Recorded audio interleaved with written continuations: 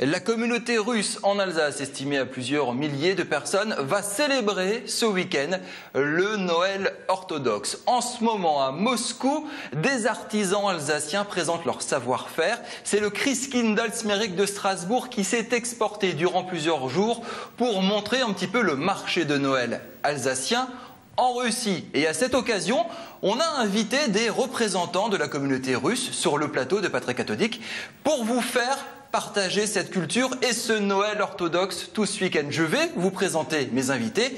Bonsoir Père Philippe Riabik. Bonsoir. Vous êtes le recteur de la paroisse russe de Strasbourg. À vos côtés, Galina Sarvari. Bonsoir. Vous êtes professeur de russe. Oui. On va faire un petit cours de langue. Vous allez nous dire comment on dit Joyeux Noël en russe et nous parler un petit peu des traditions en Russie. D'accord. Et à côté de vous, Hélène Koskine, bonsoir. Bonsoir. Vous habitez à Strasbourg depuis plusieurs années, vous êtes originaire de Sébastopol et vous représentez l'association culturelle russe de Strasbourg. Vous nous avez ramené ces petits objets, on va expliquer ce que c'est et on va vous faire partager ce Noël orthodoxe. Père Philippe, c'est quoi la différence principale avec le Noël que nous avons vécu il y a quelques jours ici, chrétien, en Alsace ? Alors, à préciser, les orthodoxes russes célèbrent Noël le 7 janvier. Ce décalage entre les deux Noëls s'explique par ce que les orthodoxes suivent le calendrier ancien, julien. Et c'est aussi, nous célébrons le 25 décembre, mais selon le calendrier julien. C'est pourquoi c'est ce décalage. En fait, vous fêtez Noël deux fois. Oui. C'est bien. Oui. Et surtout dans nos familles, de nos paroissiens, il y a beaucoup de mariages mixtes. Ouais. Et voilà, et nos paroissiens célèbrent deux fois. Comment on dit Joyeux Noël en russe, Galina? On dit S Novым годом. Qu'est-ce que ça représente, ce Noël orthodoxe? Est-ce que c'est aussi important qu'ici pour les familles? Est-ce que c'est une tradition qui est très suivie? C'est très important aussi. Mais la fête, en fait, elle est aussi donc le Noël russe, oui, orthodoxe, mais elle manifeste aussi l'arrivée de Père Noël, oui, mais c'est au Nouvel An, le jour du Nouvel An. Donc le Père Noël arrive au Nouvel An, c'est ça? Oui, tout à fait, tout à fait. Donc il y a deux traditions qui coïncident en même temps, oui. Hélène, est-ce qu'on s'offre des cadeaux? Est-ce qu'on a un sapin comme à Noël ici? Oui, c'est tout pareil. Oui, les enfants attendent les cadeaux chaque Nouvel An. Et à Nouvel An, ils attendent les cadeaux, pas à Noël. Au Nouvel An. Pour ce Noël orthodoxe, est-ce qu'il y a des sapins chez les familles russes? Oui, bien sûr. Oui. Mais on considère que c'est la tradition qui est venue de l'Europe occidentale en Russie. Maintenant, les Russes adorent les sapins.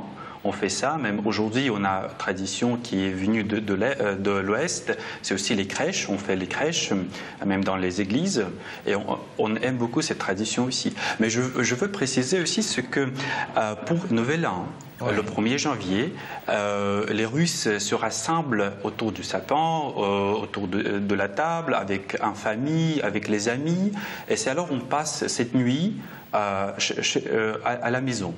Mais pour Noël orthodoxe, c'est plutôt on passe cette nuit à l'église. C'est la différence, c'est plutôt pour les familles, c'est le Nouvel An, et pour Noël orthodoxe, pour Noël, c'est l'église. Ça veut dire que les cérémonies sont très longues? À peu 3-4 heures. Mais et pour la première fois, ici à Strasbourg, notre communauté va célébrer Noël pendant la nuit. C'est la tradition de la Russie, de l'Ukraine. De dimanche à lundi. De dimanche à lundi. Nuit de... Oui.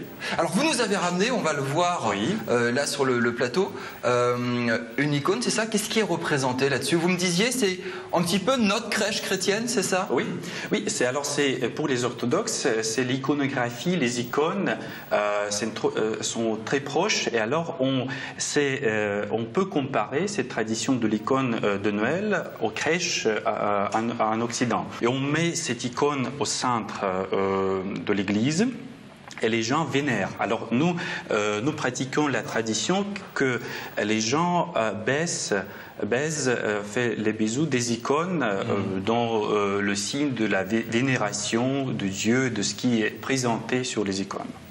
qu'est-ce que les familles préparent pour ce Noël orthodoxe? Est-ce qu'on fait des bredel? Est-ce qu'il y a l'équivalent russe des bredel? Est-ce qu'il y a une dinde? Est-ce qu'il y a un grand repas de famille tout autour? Racontez-nous un petit peu ce que vous avez prévu pour vos familles respectives. Galina. Donc là, il faut bien préciser. Il y a les familles, en fait, il faut préciser que il y a un carême.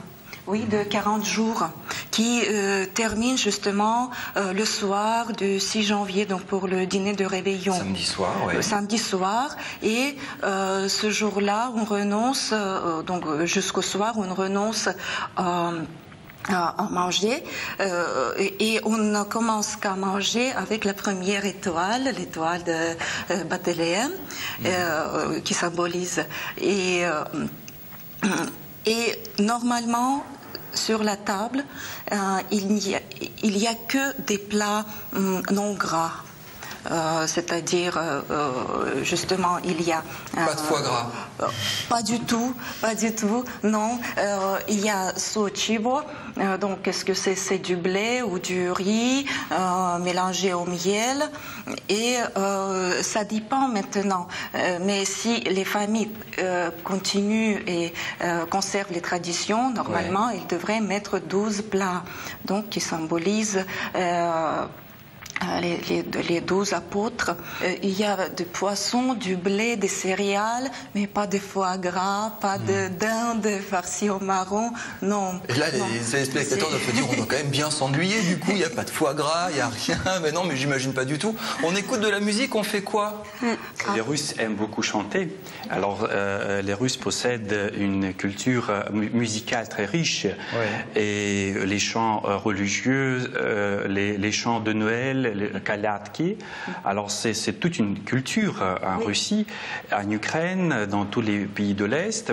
Et voilà, c'est pourquoi notre paroisse, c'est déjà c'est la deuxième fois qu'on organise avec la ville de Strasbourg les concerts de Noël orthodoxe. Voilà. Et alors avec le concert, vous attendez, je crois, 300 personnes, c'est ça? Oui, on attend maintenant les enfants de Kiev, de l'Ukraine. C'est la semaine prochaine, hein? Oui, c'est samedi 12. Voilà, c'est à Neudorf, salle 23. Alors on attend les Alsaciens, parce qu'on fait spécialement pour les Alsaciens, pour les Français, pour faire connaître la culture de la Russie, et pour dire que ce n'est pas seulement notre culture, mais c'est aussi la culture de toute l'Europe. Et Strasbourg représente toutes les cultures de l'Europe. Et ce qui est symbolique aussi, c'est cet ancien bloc communiste qui s'est ouvert, qui prend place. La Géorgie était l'invité d'honneur du marché de Noël de Strasbourg cette année. Strasbourg est parti à Moscou. Vous êtes là ce soir pour nous parler de la Russie. Hélène, dites-nous ce que vous avez ramené ici. Moi, je dis que c'est vulgairement une théière ou un truc où vous mettez du vin chaud dedans. Est-ce que je me trompe ou pas? Il s'appelle samovar. Oui. Pour, et qu'est-ce qu'on met dedans? C'est pour boire du thé, de l'eau. On met de l'eau. On met de l'eau. Parce qu'en Russie, il fait froid. Et on ne boit que de l'eau en Russie. Du thé. Du thé. Je demanderai ça à mes journalistes tout à l'heure. Je suis pas sûr qu'on ne boit que de l'eau en Russie. Et donc on met ça au centre de la table, c'est ça? Et tout le monde se sert? Oui. Beaucoup de l'eau chaude dans le passé. On a mis le feu ici, c'est le trou spécial pour le feu. Alors on met feu et alors ça réchauffe toujours l'eau.